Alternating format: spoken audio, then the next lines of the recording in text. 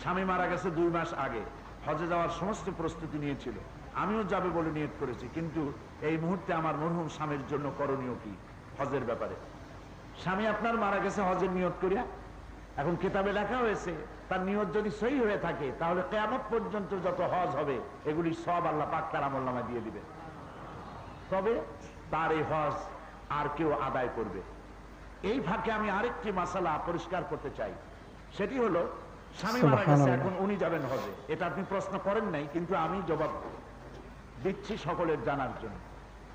মাহরাম পুরুষ ছাড়া হজে যাওয়া যাবে না যে কথাটি আছে, এটি ব্যাখ্যার দাবি রাখে।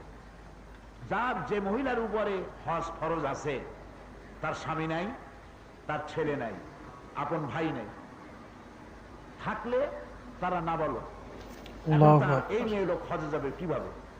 এজন্য মাসালা হচ্ছে